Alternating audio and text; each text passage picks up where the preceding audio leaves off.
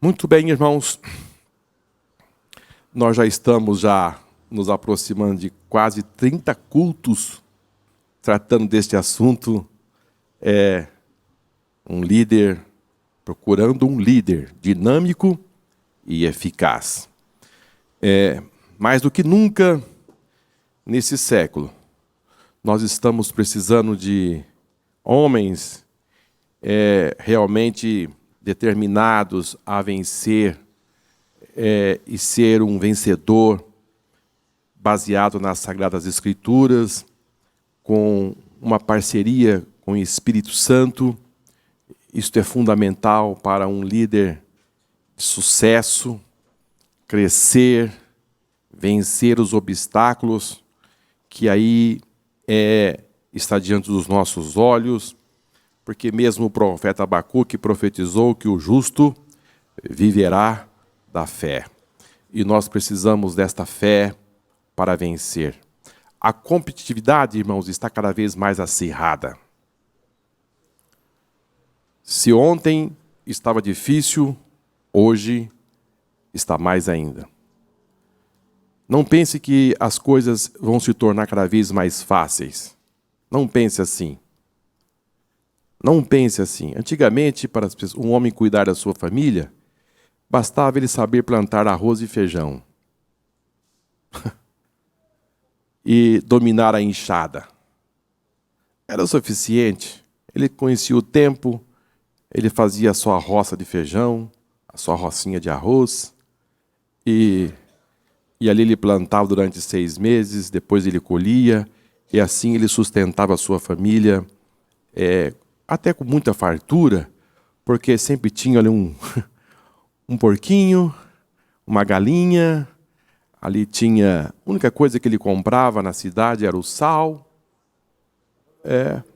uma querosene, um pavio para queimar uma lamparina, e assim uma roupinha se comprava geralmente no Natal, e passava o ano, e assim as coisas, e eram tão felizes as pessoas, assim desta forma.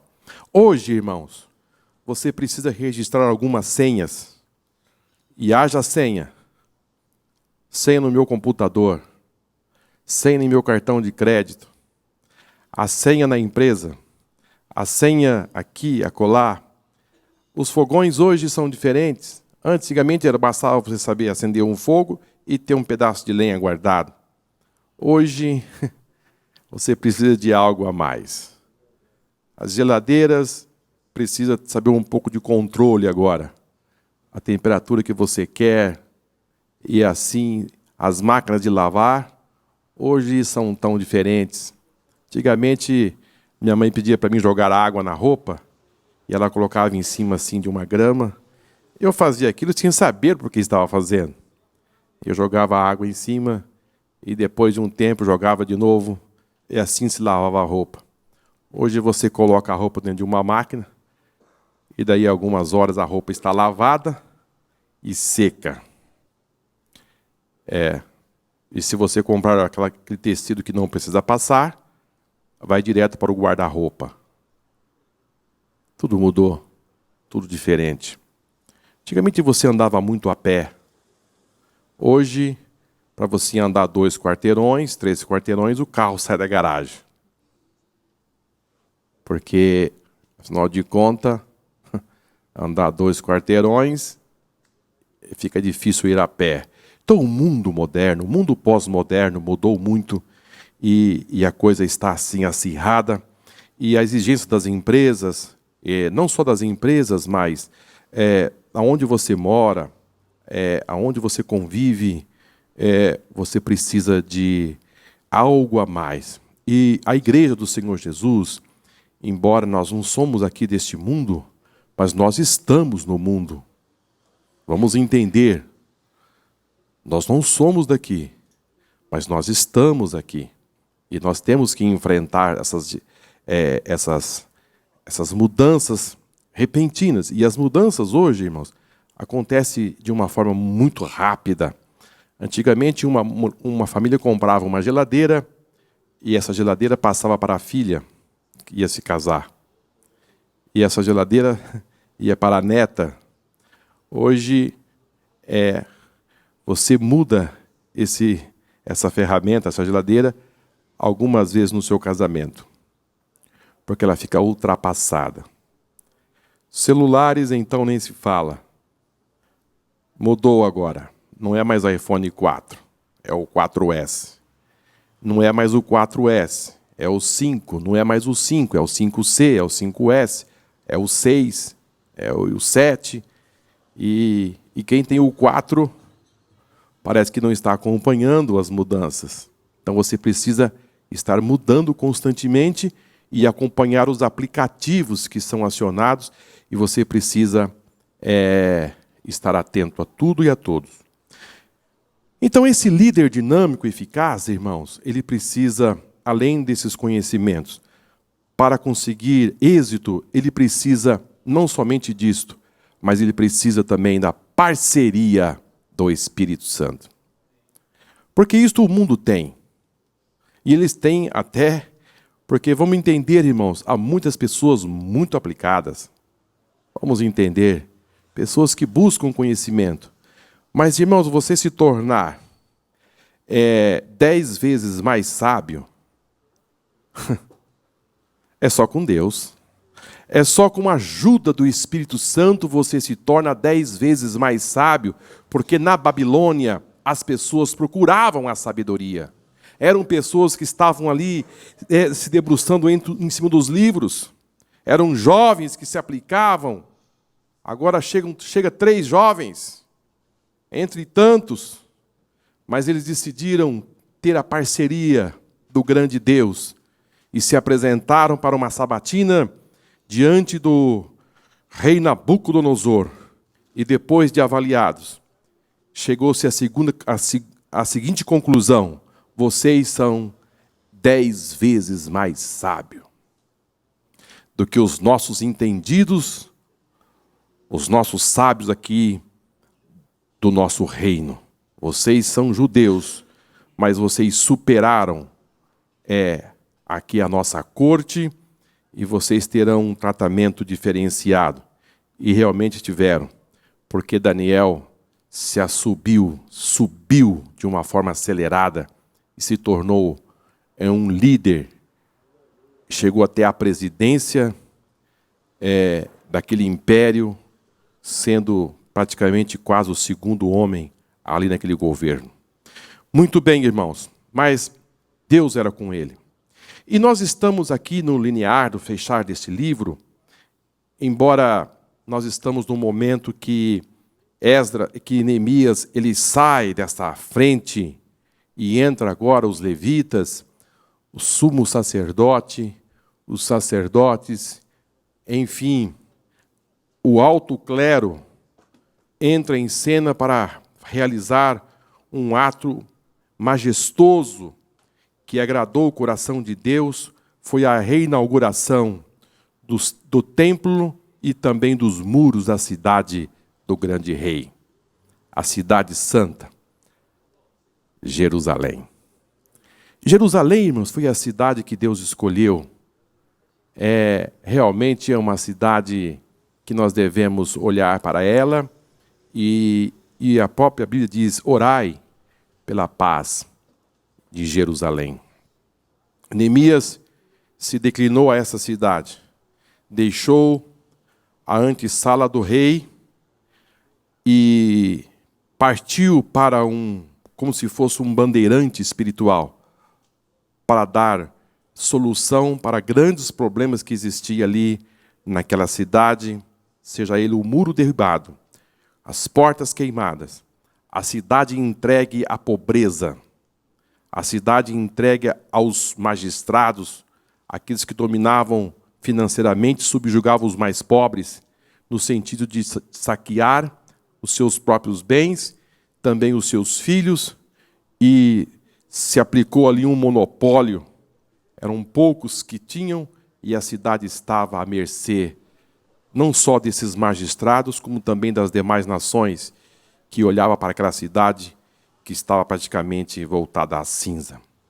Mas ele se levanta no meio desses monturos e ergue essa cidade novamente dá a ele dignidade, restaura, as dívidas são sanadas, os magistrados voltam atrás e devolvem o dinheiro, também deixam de aplicar os juros, aplicam a lei da palavra de Deus, e assim a cidade começa a se erguer, só que ele entende que precisa algo mais.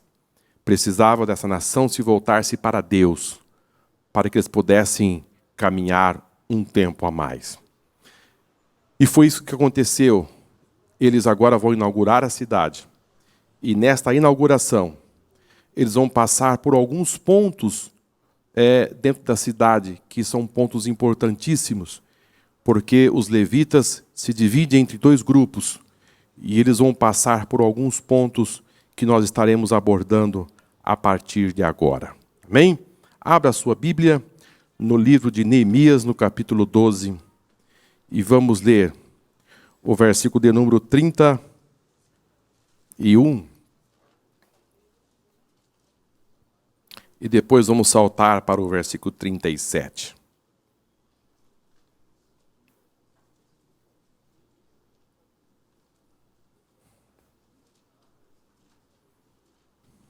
Amém?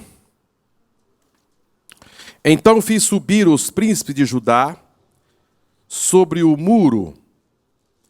Eu ordenei que 2 grandes coros e procissões, sendo um à mão direita sobre o muro, na banda da porta do monturo. Indo assim para a porta da fonte, e defronte deles, subiram as escadas da cidade de Davi, pela subida do muro, desde cima da casa de Davi, até a porta das águas, da banda do oriente. E o segundo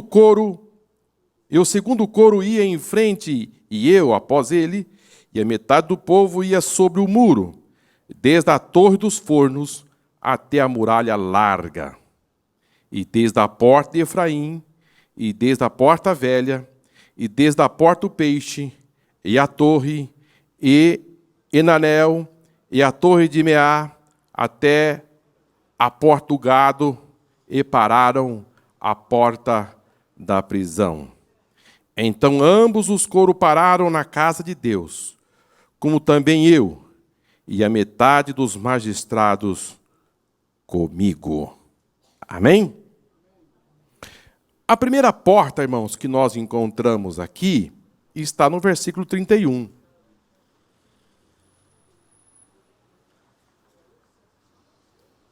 No finalzinho do versículo 31, nós temos aí a porta do monturo.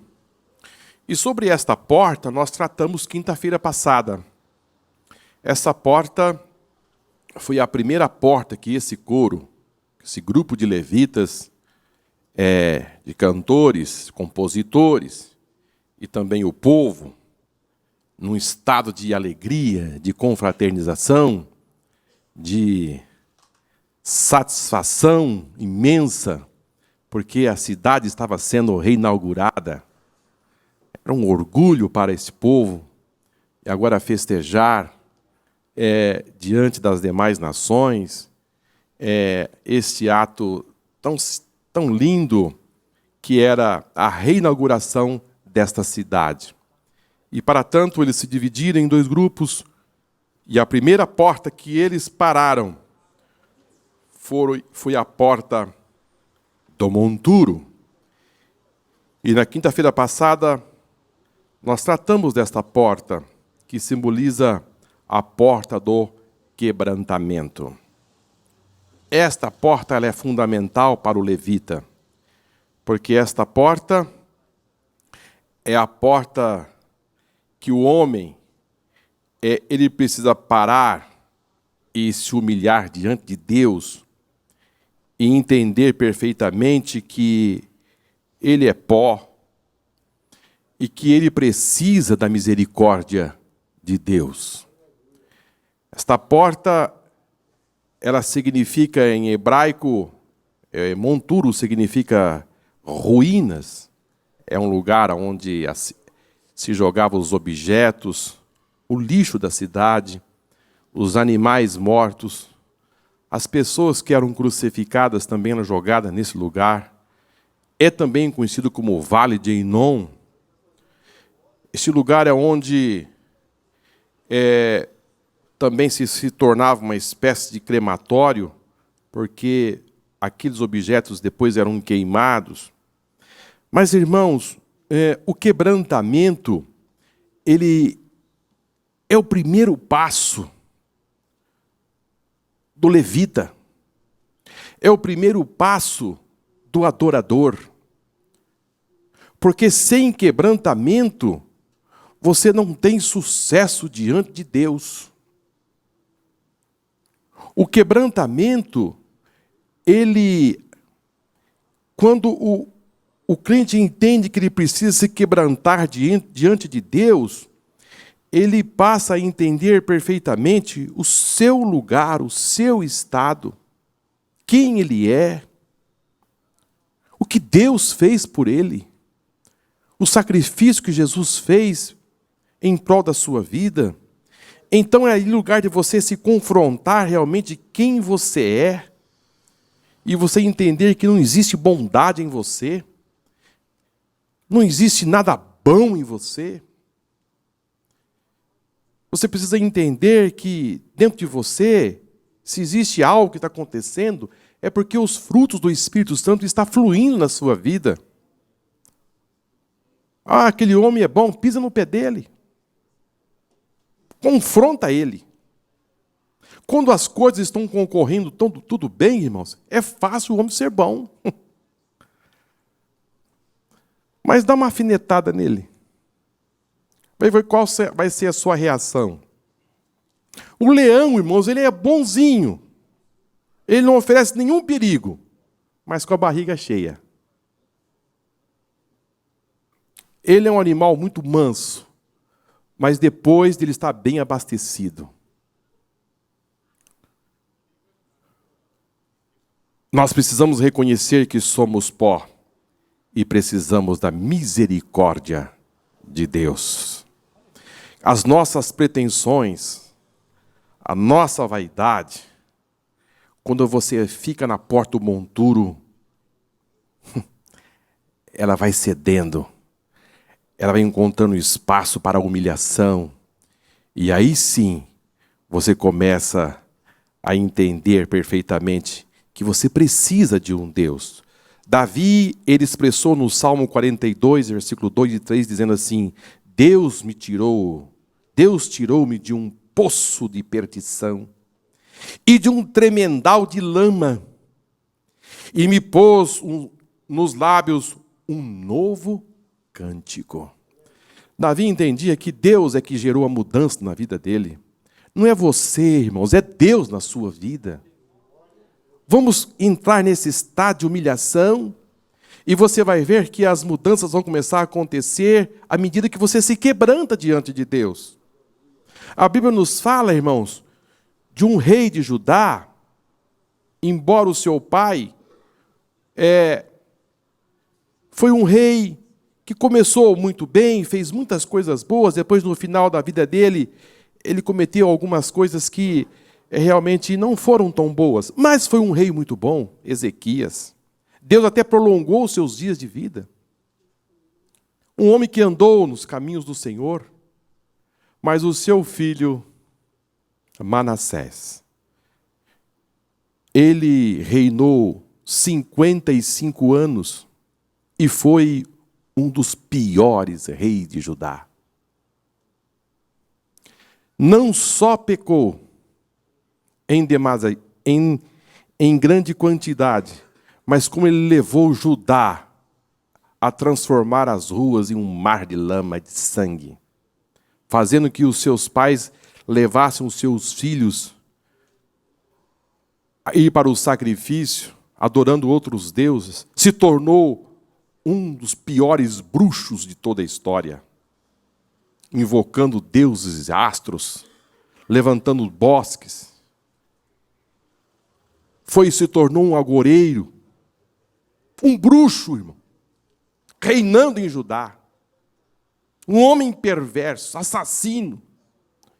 Se Manassés vivesse hoje, irmãos, eu acho que tinha dificuldade de viver nessas nossas piores penitenciárias.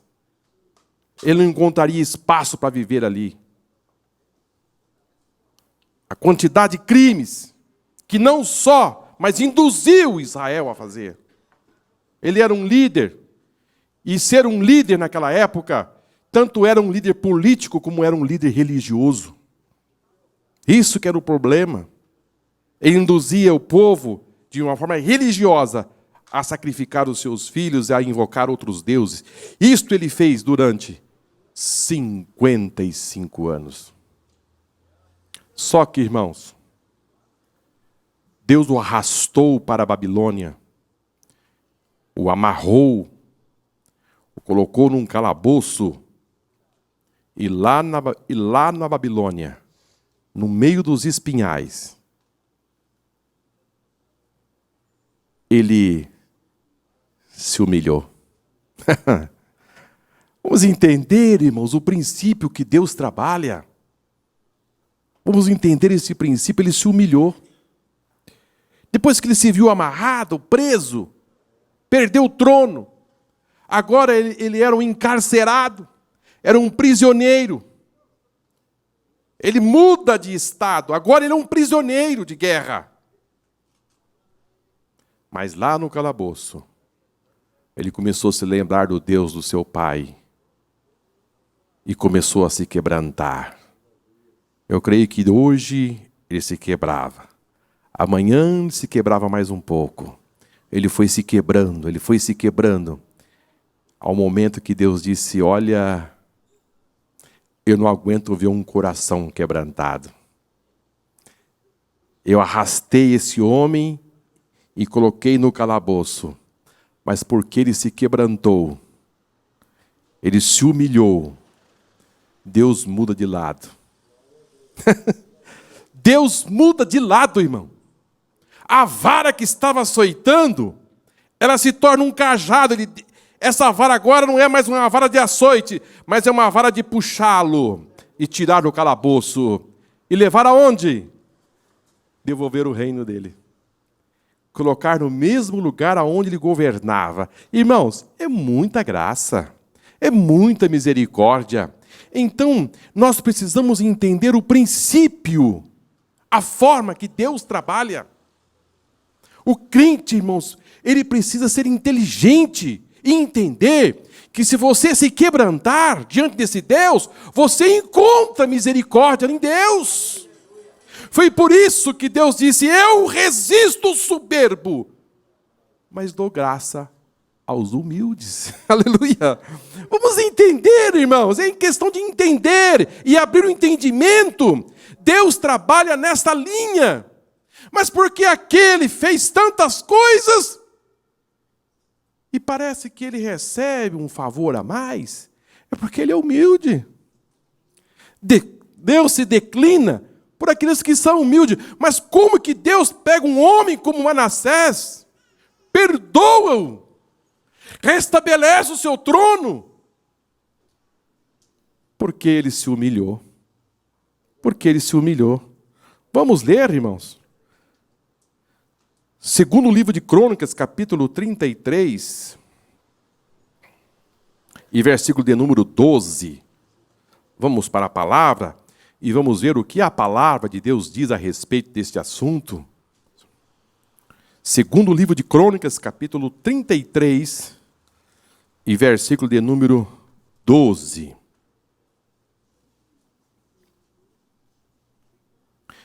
E ele, angustiado, orou deveras ao Senhor, seu Deus, e humilhou-se muito perante o Deus dos seus pais. E lhe fez oração, e Deus se aplacou para com ele, e ouviu a sua súplica, e o tornou a trazer a Jerusalém, e ao seu reino. Então reconheceu Manassés que o Senhor é Deus. Aí, irmão. Aleluia! O que eu preciso é me humilhar, irmãos, diante desse Deus. Não adianta. Ele começou mal, mas terminou bem. Vamos aplaudir o Senhor, irmãos? Vamos aplaudir o Rei dos Reis. É assim que Deus trabalha.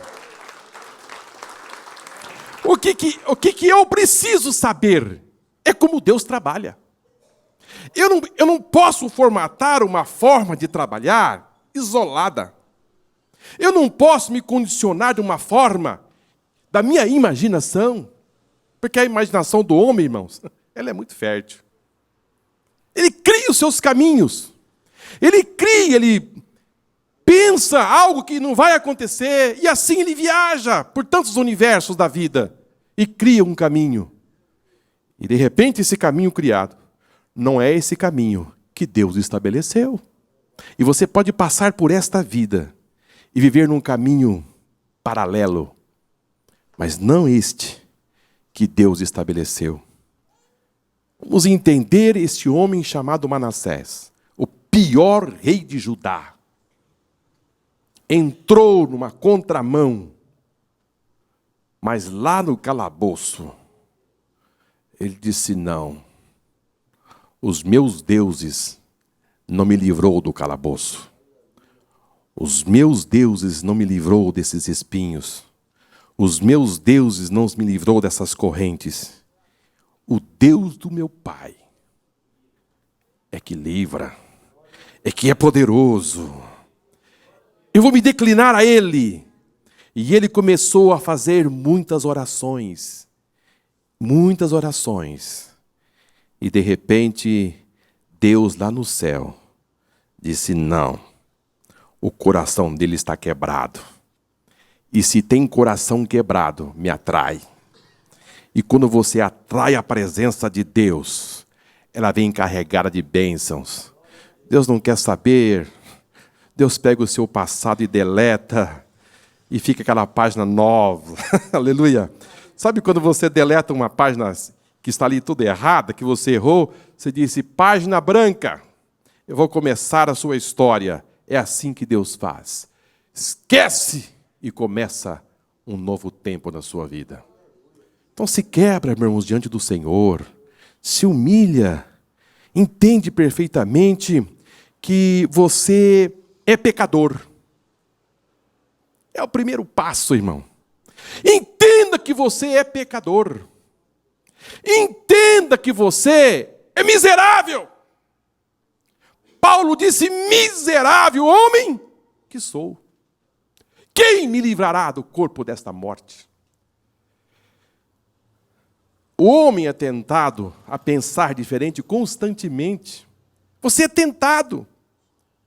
Você é tentado a andar por outras vias. Você é tentado, você é confrontado todos os dias a confiar no seu braço, confiar nos seus conhecimentos, no seu intelecto, na sua força, na força das suas propriedades, daquilo que você tem, daquele dinheiro que está lá no banco, ou que seja pouco, ou que seja muito, mas eu estou seguro e agora eu vou viver sem precisar de Deus. Engano seu.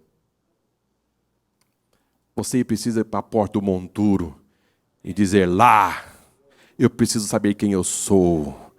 E a misericórdia de Deus precisa estar sobre a minha vida. E eu preciso me quebrar constantemente diante deste Deus. É isso que Deus quer, irmão. Aí sabe o que Ele faz? Ele chaveia a sua vida. A presença dEle chega. E as coisas começam a acontecer de uma forma maravilhosa. Meu Deus. Eu já tinha falado do quebrantamento, mas parei por aqui um pouco. Essa porta, pastor, eu penso que nós vamos ficar um certo tempo nela, porque realmente, irmãos, é uma porta, é a mais necessária. É aquilo que mais nós precisamos. Tem muita gente, irmãos, achando que é, quando não é. Tem muita gente achando que é, quando não é. Quando nunca vai ser. Nunca vai ser, irmão. Nunca vai ser. Mas, irmãos, eu sei que o nosso pastor está trabalhando esta área aos domingos, eu sei que ele tem muito para explorar nesse assunto, e nós vamos caminhar mais um pouco. A segunda porta, que nós vamos encontrar aí no versículo de número 37, e indo assim para a porta da fonte. Essa porta, irmãos, essa porta, ela se dava para o jardim do rei. Essa porta da fonte, ela dava-se para o jardim do rei, perto do açude de Selá. E essa porta nós conhecemos no Novo Testamento como o tanque de Siloé. Aquele milagre que Jesus realizou com aquele cego.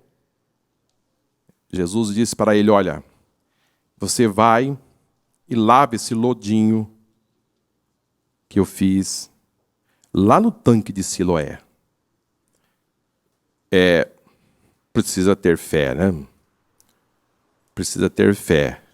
Encontrar alguém que faz um lodo e põe no seu olho e diz, vai lá e lava no tanque, sendo que ele já tinha te lavado várias vezes naquelas águas. Quem não lava o rosto num tanque? E lavar mais uma vez e voltar a enxergar, precisa ter fé. E vai o cego com o olho cheio de lodo, dizendo, mas ele o mandou. Foi ele que fez. Foi ele que ordenou. É lodo, é lodo. Não é nenhum remédio. É terra, misturado com saliva. Mas é ele. A água eu conheço. O lodo eu conheço. Mas a saliva é dele. A fé, acompanhada da obediência, mais o lodo, mais a saliva, juntou. A hora que a água caiu, ele enxergou. Tanque de Siloé é o lugar da fonte. Essa porta, nós vamos denominar ela a porta do novo nascimento. O levita que quer se apresentar ao Senhor um louvor perfeito, ele precisa nascer de novo. Olha, irmãos, sem o novo nascimento, sem esse levita estar diante desse manancial, desta fonte que jorra, essa fonte que jorra, vamos entender que é um manancial. Esta porta era denominada a porta do novo nascimento. Você precisa nascer de novo.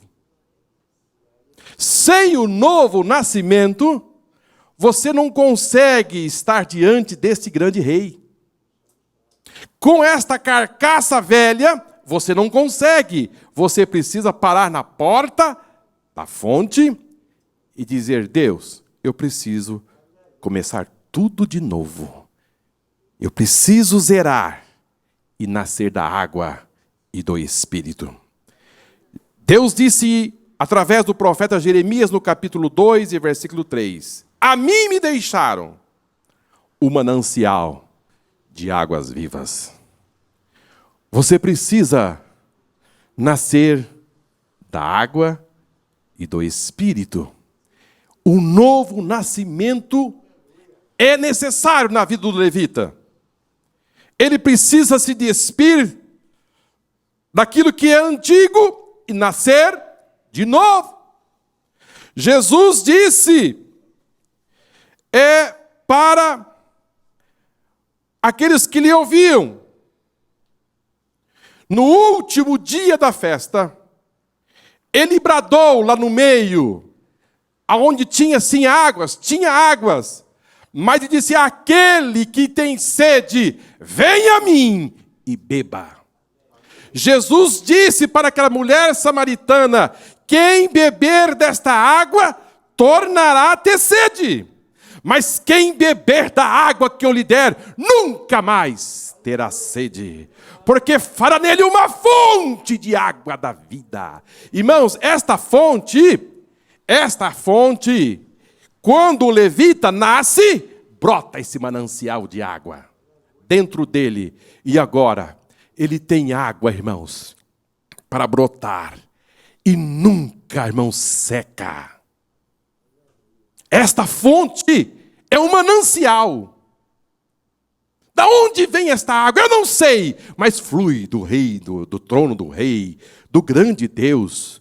Quando eu fui para as cataratas do Foz do Iguaçu, se você nunca foi, olha, eu vou lhe recomendar, vá.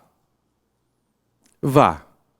Pelo uma vez, você nunca vai ver algo igual quando você estiver diante das cataratas do Foz do Iguaçu. Irmãos, é algo deslumbrante, é fascinante você ver tanta água e você fica imaginando, mas de onde vem tanta água? É 24 horas jorrando aquele manancial de água, aquele volume de água que deixa você estarrecido. E você tem que ficar afastado, porque a brisa é muito forte. O volume é imenso. E ali você começa a admirar a grandeza desse Deus. E quando ele diz para Jeremias, através de Jeremias, disse, a mim me deixaram um manancial, não de águas do Foz do Iguaçu, mas de água viva. Quando você vai encontrar esse manancial? Somente quando você para na porta da fonte e nasce de novo. Brota esse manancial em você. E você tem esta água para a vida eterna. Esta porta, irmãos, nós podemos beber constantemente de Jesus. Não é porque você chega em Jesus hoje e amanhã a água acaba, não. Você tem hoje, você tem amanhã, você tem o ano que vem. É para toda a eternidade. Jesus tem água para te oferecer a partir do novo nascimento. É uma fonte inesgotável. Quem não nascer da água e do Espírito não pode entrar no reino de Deus. Então é imprescindível o levita parar nesta porta. Tem muitas pessoas que dão um atalho, irmão. Não quer parar na porta da fonte, não quer nascer de novo. Não quer se despir do velho homem. Não. Os levitas pararam nesta porta porque eles entenderam que tinha outras portas importantíssimas para eles passar. Então eles pararam nesta porta. Quando esta fonte jorra dentro de você, então o louvor brotará do seu coração e esparramará nos seus lábios. Quando você vê um levita, irmãos, adorando ao Senhor, e que ele parou nesta porta, quando ele abre a boca, não é ele que está louvando. Existe algo a mais, que está fluindo nos seus lábios. É uma fonte que vem no seu interior. Parece que é algo impressionante. Você começa a ouvir alguém cantar, mas você olha e diz, não é ele, é um anjo. Aleluia. É um anjo que está cantando. Porque dentro dele, irmãos, está fluindo água viva. Ele não precisa fazer muito esforço. Porque existe uma cooperação do manancial de água dentro da vida dele que está brotando. Quando ele pega o seu instrumento para tocar, meu Deus do céu, se associa, irmãos, os melhores músicos do céu, você faz acompanhar, e de repente aquele músico começa a dedilhar. Não é o seu instrumento que está fazendo a diferença, é o manancial de água que está fluindo. Aleluia. Mas vamos continuar um pouco mais, irmãos.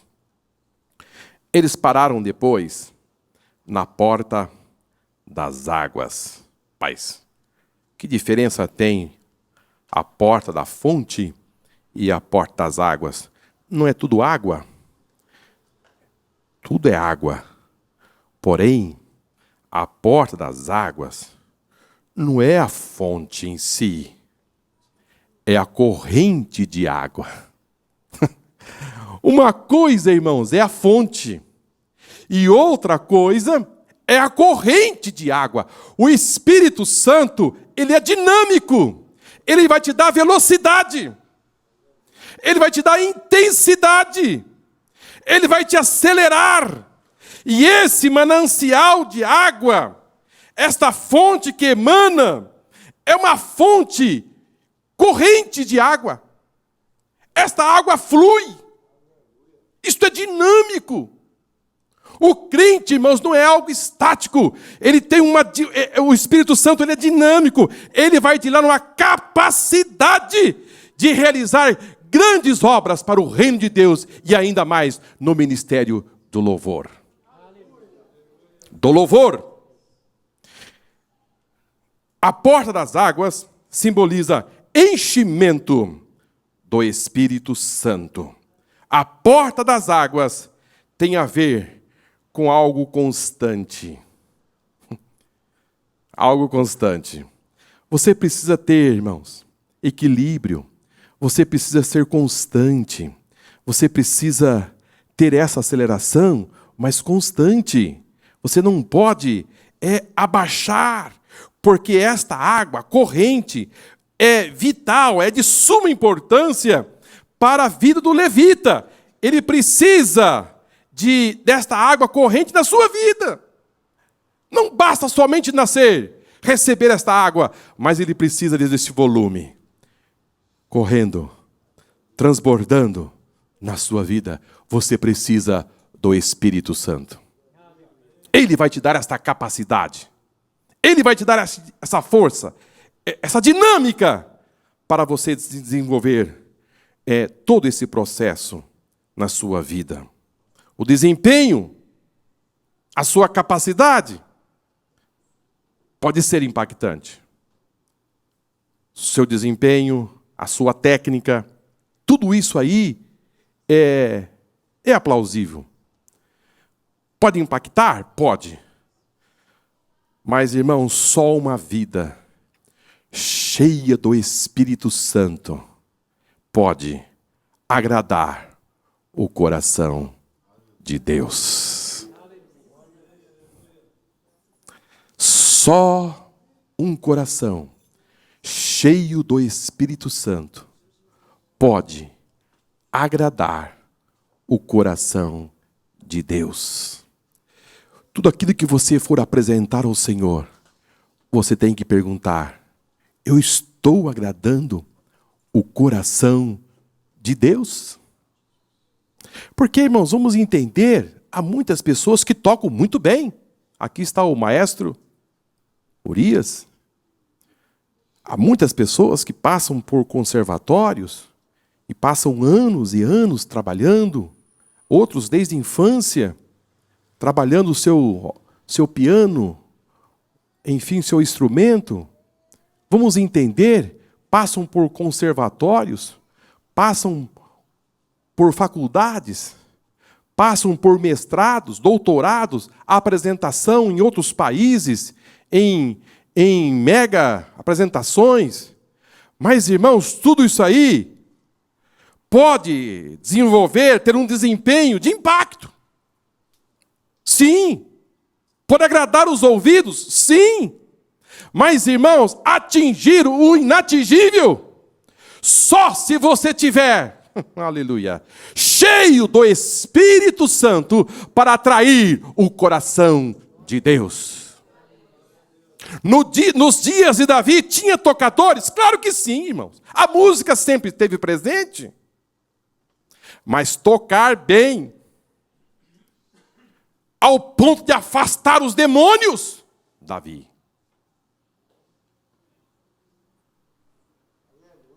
Um homem possesso, um homem que frequentava a casa de macumbeira, um homem que se afastou de Deus e os espíritos maus lhe tomou conta. Somente uma harpa sofisticada, construída, de que forma era esta harpa?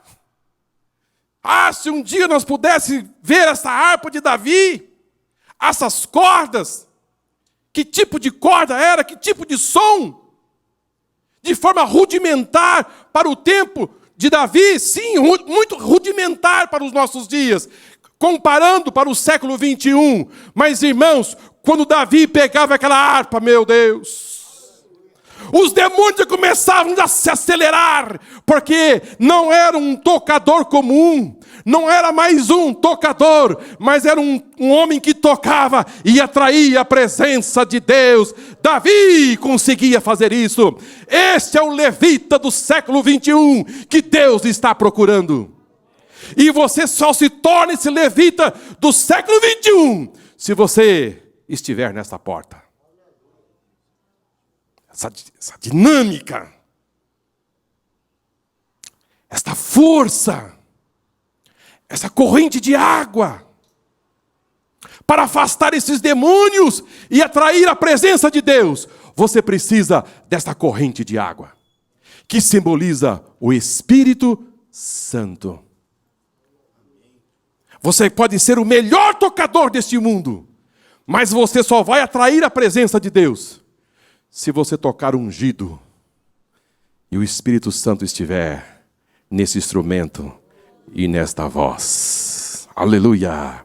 E nós temos, irmãos, uma profecia aqui nesta igreja. Quando o som começar a tocar, terá algo a mais aqui dentro. Os pecadores serão atraídos. Oh, aleluia! Glória a Deus. Não pense que os pecadores serão atraídos porque você passou por um conservatório. Melhores universidades deste mundo. Não pense assim. Isso tem valor? Claro que tem. Deus gosta de dedicação. Mas eu quero que você... Vamos começar a pensar assim. Eu vou ficar 1 hora cantando. Eu vou ficar pelo menos 1 hora orando. Oh, aleluia. Eu vou ficar 1 hora cantando. Eu vou passar 1 hora orando. Dizendo, Deus, recebe o meu louvor. Você pode ter certeza de uma coisa, que será diferente. Será diferente. Vamos caminhar desta forma. Mas, irmãos, as horas passam rapidamente. Essa outra porta está no versículo 38. E segundo coro ia em frente, e eu após ele, e a metade do povo sobre o muro, desde a torre dos fornos até a muralha larga. Agora os levitas vão parar, irmãos, em frente à torre do forno. Essa aqui, pastor. Essa aqui. E eu estava pensando em deixar essa torre do forno para quinta-feira que vem. Mas não tem. Ela ficou para hoje, porque o horário ainda dá. Esta aqui, irmãos, eu penso que muita gente quer se livrar dela.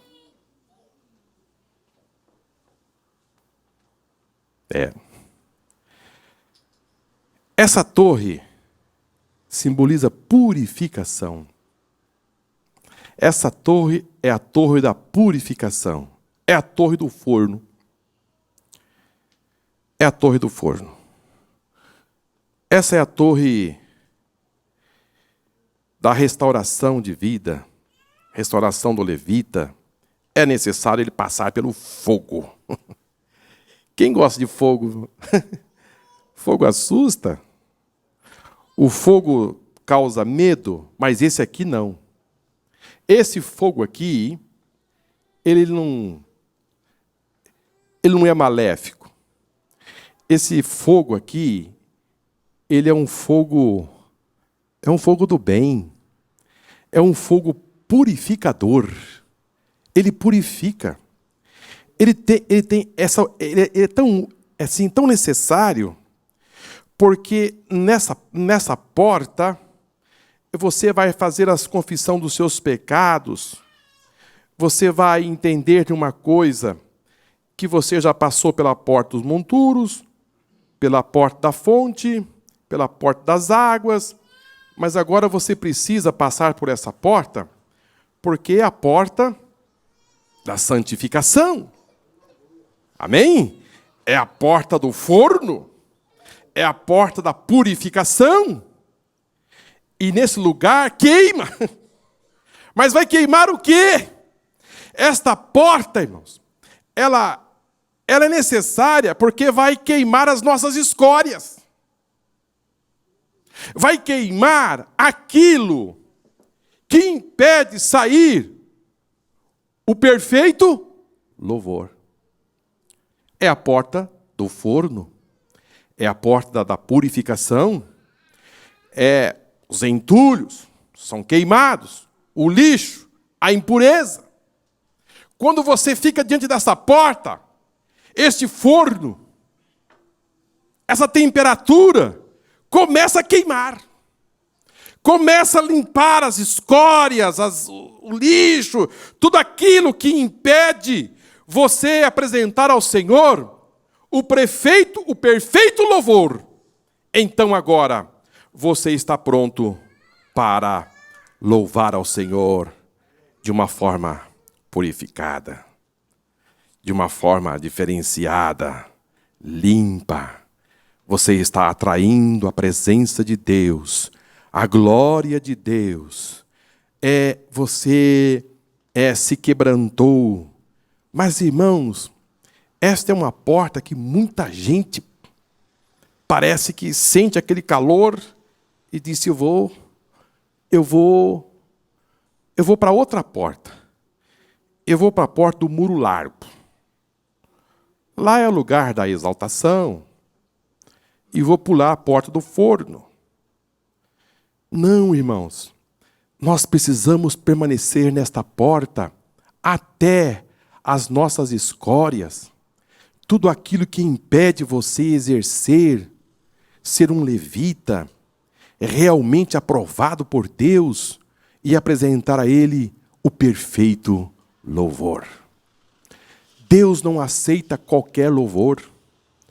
Deus não aceita qualquer coisa.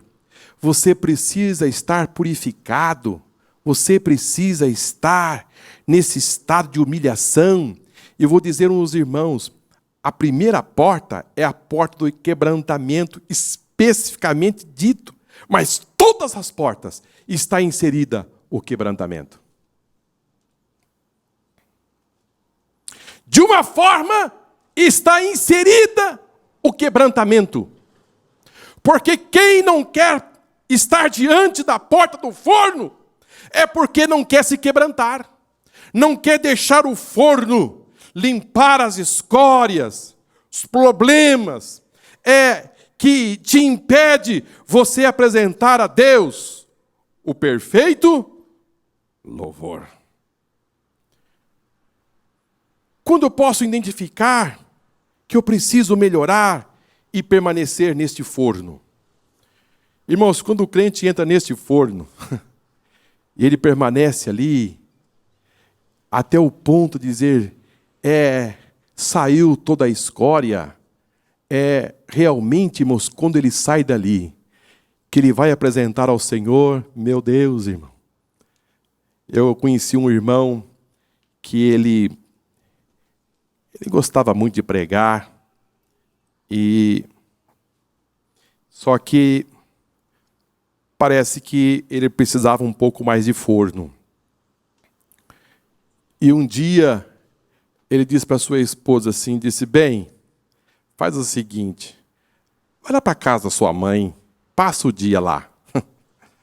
Passa o dia na casa da sua mãe e vem só depois do culto e eu vou ficar em casa sozinho hoje. E ele, a hora que ela saiu, que fechou a porta, ele disse, Jesus, é hoje. É hoje. Eu vou entrar nesse quarto aqui, neste forninho, e vou sair daqui só 6h. E assim ele fez. Passou o dia ali, clamando ao Senhor, se humilhando e pedindo a Deus uma palavra e uma aproximação mais de Deus. E ele colocou o seu terno e foi para o culto. E quando chegou no culto, o culto estava transcorrendo normalmente, ele disse, meu Deus, passei o dia hoje me preparando e não vou ter oportunidade para trazer uma palavra, mas está bom, Senhor. Quando faltava 10 para as 9, o pastor disse, eu não vou dizer o nome dele, não vou dizer o seu nome, porque ele está entre nós ainda. Ele disse, vem aqui trazer uma palavra e faz o apelo. Ele conta, irmão, que ele nunca foi tão usado por Deus em 10 minutos como aquele dia. Ele falava, a igreja tremia, aleluia. Ele falava, o povo bradava. A presença de Deus desceu de uma forma extraordinária. E ele contava isso, ele contou por algumas vezes, eu vi esse testemunho, ele dizendo assim, olha, eu passei o dia na presença do Senhor, mas foi 10 minutos de muito Pentecoste. Como Deus me usou naqueles 10 minutos. Como Deus tratou aquela igreja com aquelas poucas palavras em 10 minutos. Nós precisamos, irmãos, de mais forno. O pão sai quente. Aleluia. O pão sai quente. Você sai quentinho do forno. Irmãos, nós precisamos entender que este forno é necessário para o levita. É necessário para aqueles que querem invocar o nome do Senhor. Há outros que não conseguem conviver porque está faltando forno. Este forno, como disse aos irmãos, ele purifica, ele tira toda a escória, ele queima a palha.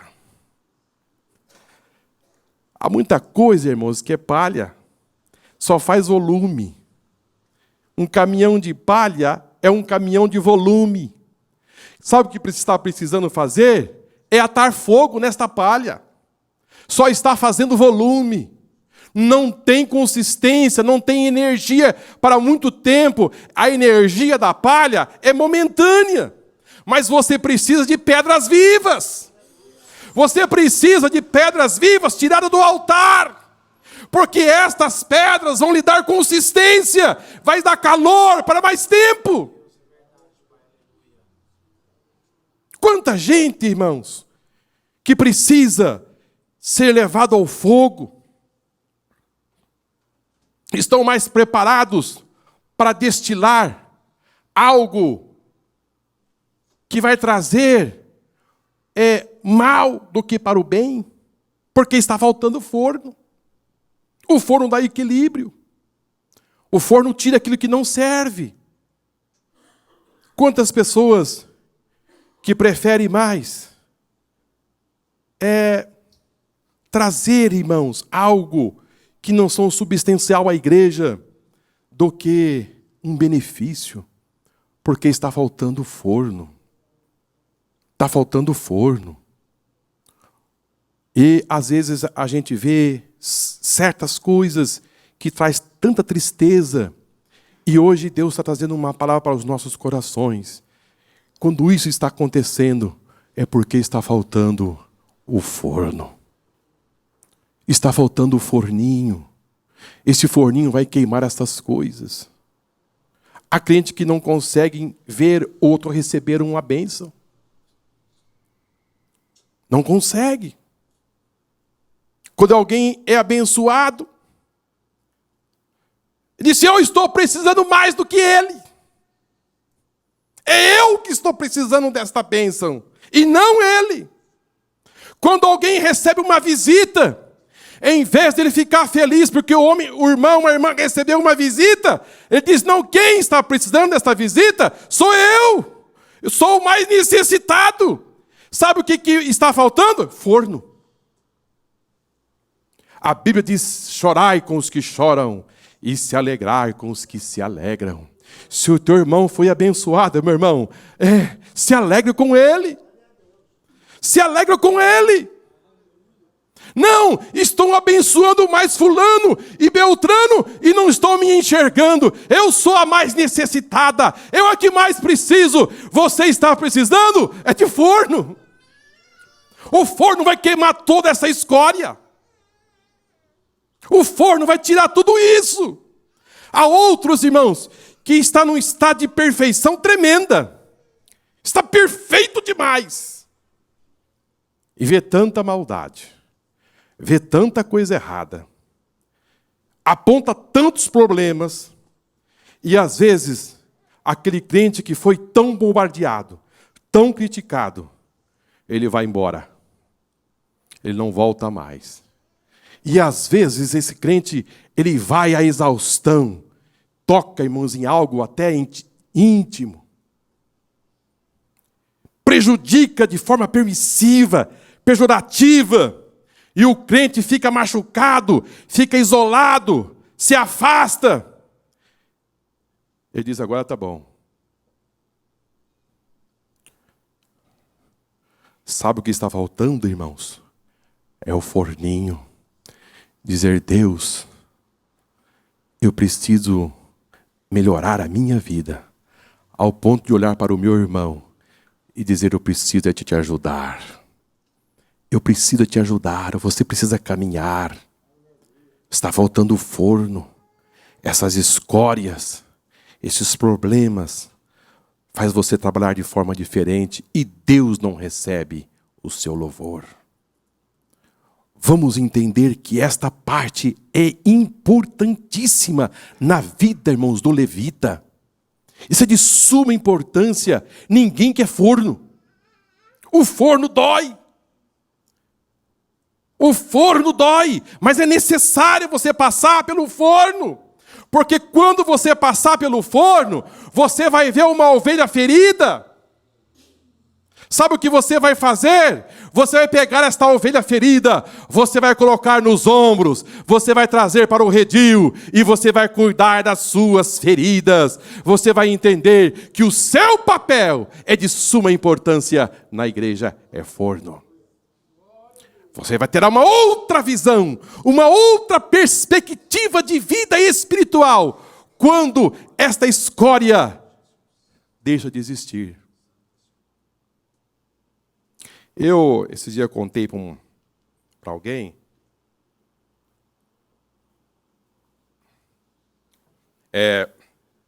eu pastoreei uma igreja, irmãos, e nesta igreja aconteceu algo tremendo, tremendo. Uma jovem foi terrivelmente abordada por um assunto muito forte, e esta família nos procurou, dizendo, pastor,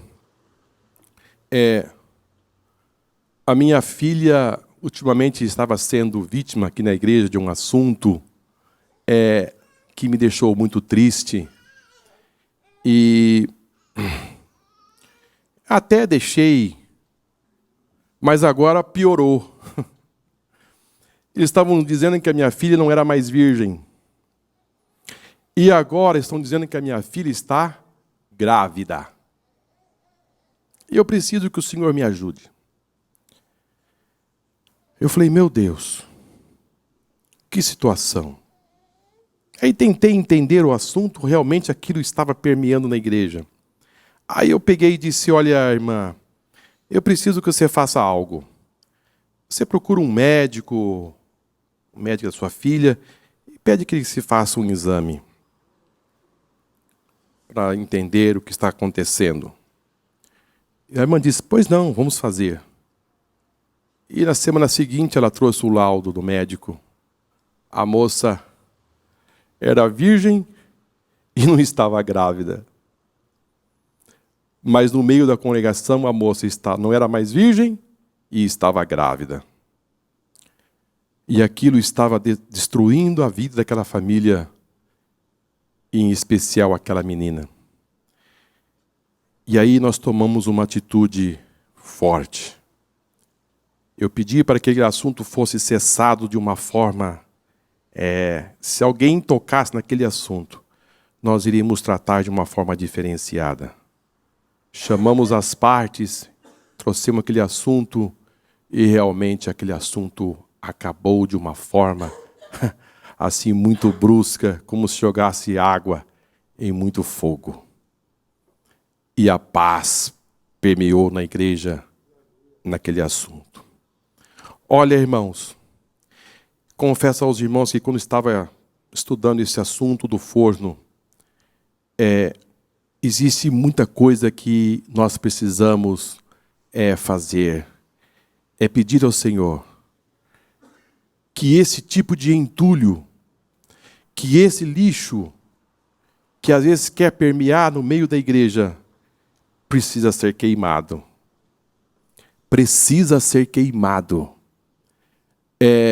Ele começa a chegar e encontrar espaço, e vai entulhando, e vai ficando.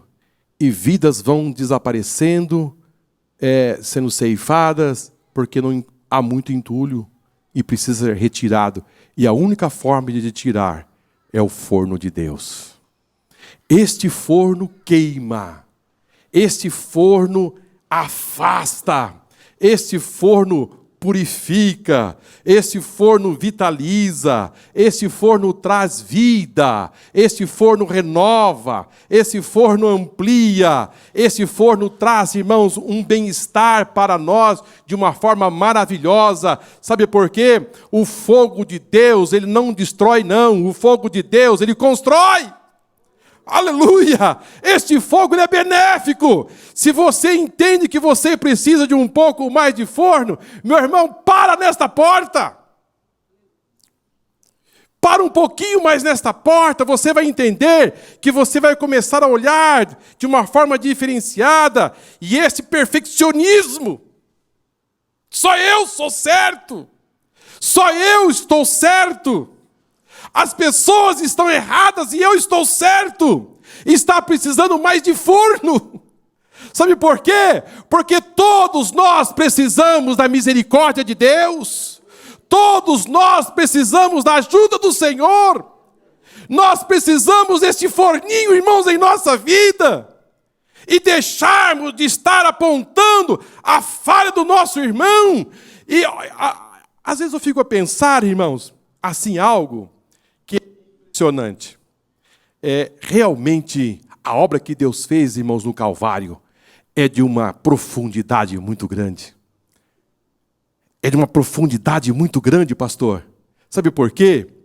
Porque, às vezes, a gente acaba, às vezes, irmãos, conhecendo, sabendo algumas coisas, e a gente diz, não, eu acho que essa irmã não vai suportar mais. Eu acho que esse irmão não vai suportar mais. Mas no outro dia o irmão está, glória a Deus, aleluia, está na casa do Senhor. Sabe o que é isso aí, irmãos? É a profundidade da obra redentora que Jesus fez no Calvário. É a profundidade da obra redentora que Deus fez, que através de Jesus Cristo foi feita na cruz do Calvário. É de uma profundidade muito grande. Porque, irmãos, se não fosse essa profundidade, esse crente não aguentaria. Não aguentaria. Ele ia embora. Ele não suportaria. Mas existe uma proteção, uma graça, uma misericórdia tão grande, que o veneno é destilado, a flecha é destilada. Mas aquele crente está só aqui, irmãos, defendendo. E ali ele vai, e dizendo, Deus, mais uma, eu não vou aguentar. Mas chega o bálsamo de Gileade e disse, você vai aguentar. Você vai aguentar. Aleluia. Ele aguenta, irmãos. Mas, irmãos, é imprescindível que você passe por este forno. Sabe por quê? Porque você vai acelerar a sua vida espiritual. E você vai ser um instrumento a mais no reino de Deus. E Deus vai abençoar. Irmãos, nós estamos correndo contra o tempo. Deus quer abençoar. Deus quer frutificar. Deus quer engrandecer. Deus quer trabalhar. Mas não vai pelo forninho de Deus para você acelerar esse projeto. Para você não gastar tempo destruindo o seu irmão. E depois se carrega de hipocrisia e dizer, preciso ganhar almas para o Senhor Jesus. Você matou 2, 3 na semana passada. Com o seu veneno. Com as suas setas. E cadê onde ele está? Ele não está mais aqui. Faça o trabalho do bom pastor. Vai aonde ele está. Cure as suas feridas. Faça um esforço a mais. Ponha nos seus ombros e traga para a casa de Deus. Ah, mas isso é coisa do pastor. Isso é coisa para aqueles que estão no reino de Deus. Você matou, meu irmão. Vai lá curar as feridas. Ponha nos seus ombros e traga para a casa de Deus. Entenda que você feriu. Entenda que você atirou uma flecha e aquela ovelhinha não resistiu às suas flechas. E há outros que se avalem de algo a mais, porque eu tenho um espaço a mais na igreja, eu tenho meu irmão, todos nós estamos de pé de igualdade na igreja. Todos nós estamos de igualdade. O que você precisa é respeitar as autoridades constituídas por Deus na igreja. Entender que o seu papel é cooperar na obra de Deus. E Deus não colocou você como juiz na igreja. Você é uma ovelha. Isso tem que estar debaixo de uma autoridade espiritual. Eu disse aos irmãos que ia pular o forno. Mas é necessário. É necessário. Eu disse Espírito Santo, mas o forno, ele disse o forno.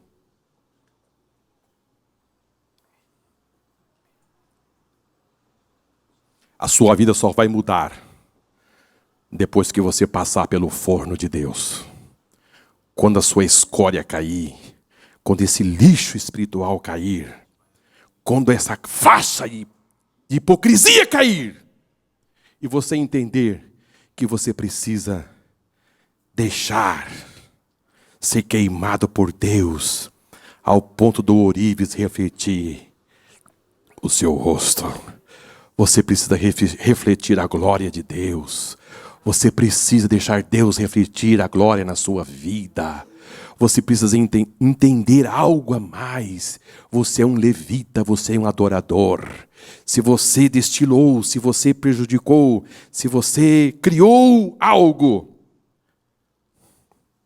não queira ofertar nada ao Senhor. Não queira apresentar nada ao Senhor. Deus não vai receber. Primeiro acerte. Faça aquilo que a palavra de Deus manda. E depois você vem e apresente ao Senhor o perfeito louvor. Aleluia. Glória a Deus. Você vai cantar, irmãos. Você vai louvar ao Senhor. E você vai ver que vai ser diferente. Você vai cantar em casa. Os vizinhos vão chegar e dizer: o que está acontecendo aí? O que está acontecendo nesta casa? Eu fui atraído por esse louvor. Deus vai te usar de uma forma poderosa se você entrar no forno de Deus. Entra, meu irmão. O forno vai fazer algo benéfico para a sua vida espiritual. Você será um homem e uma mulher diferente. Nenhuma impureza pode ficar. Quando estamos no fogo de Deus, seremos sacerdotes e levitas santos para louvar o Senhor. Amém? Glória a Deus. Irmãos, a hora foi embora. Nós íamos entrar agora num lugar, porque depois do forninho, pastor, é o muro largo. É lugar da exultação. Aí aqui é melhor. Aqui é mais gostoso. Porque, irmãos, vamos entender uma coisa. O crente, ele precisa saber que ele saiu do Egito. Egito é lugar do quê? Escravidão. Lá é lugar de escravidão. Jesus livrou você da escravidão. Deus, agora Ele vai te colocar você num lugar espaçoso, lugar de exultação. Olha, irmãos, o Egito e a Canaã, a diferença é muito grande. Você precisa entender que você saiu do Egito E você está na Canaã de Deus. E esta Canaã, ela é espaçosa.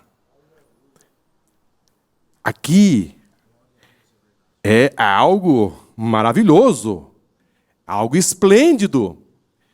E nós vamos trabalhar esta exultação em Cristo, essa liberdade em Cristo, mas não vai dar tempo na próxima quinta-feira. São 9h23. Depois que você passou pelo monturo, pela fonte, pela corrente das águas, pelo forno, e agora nós vamos exultar. Aleluia! Você já está quase perto da porta. Você já está quase perto da porta.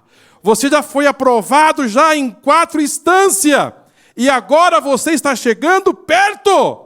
A coisa está se abrindo. Aleluia. Glória a Deus. Mas, irmãos, vamos tirar nota 10 em cada porta.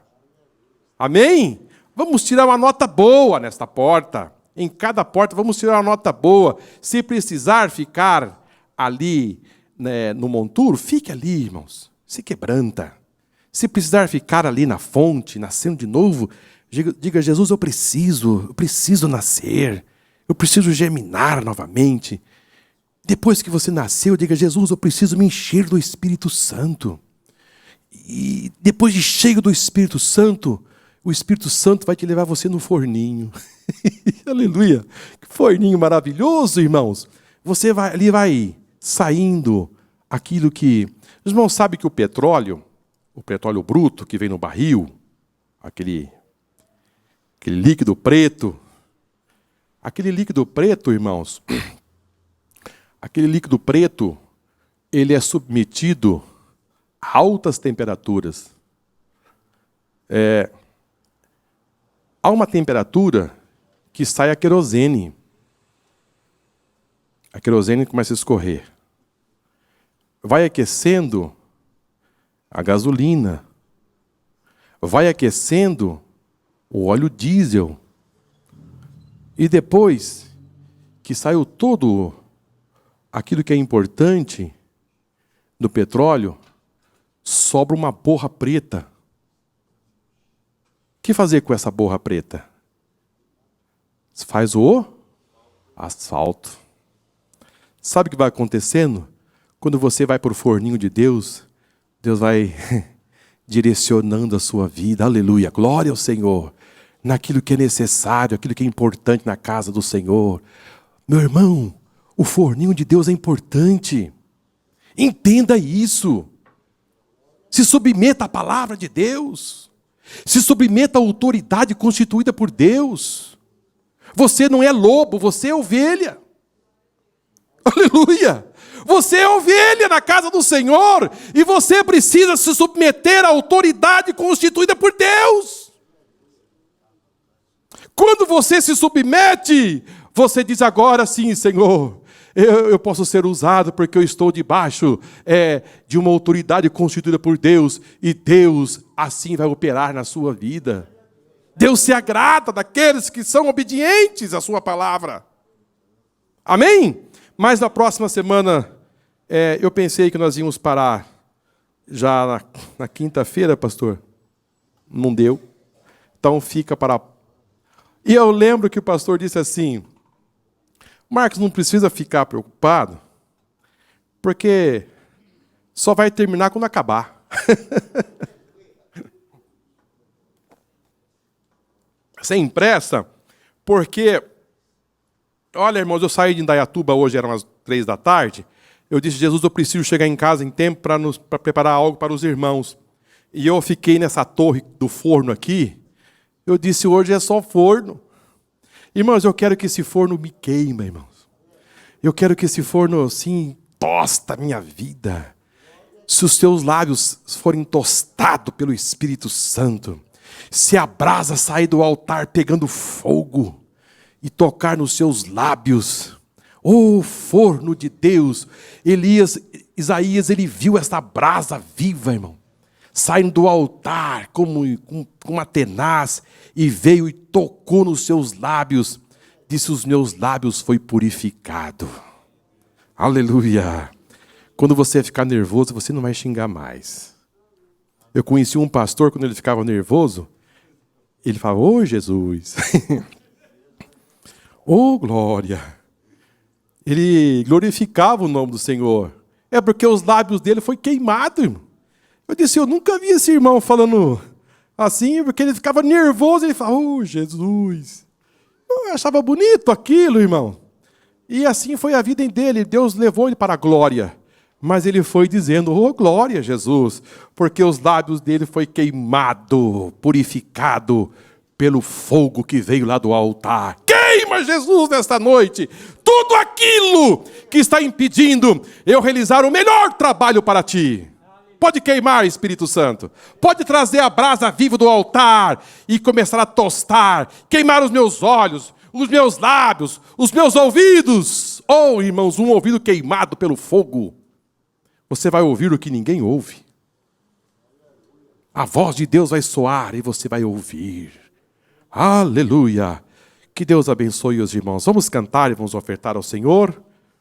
Senão, hoje eu estou naquele jeito, irmão, que vou até meia-noite. É o fogo. Quero que o fogo queima. Vamos pedir para o fogo queimar. E nós vamos realmente fazer uma obra diferenciada no reino de Deus aqui nesta terra.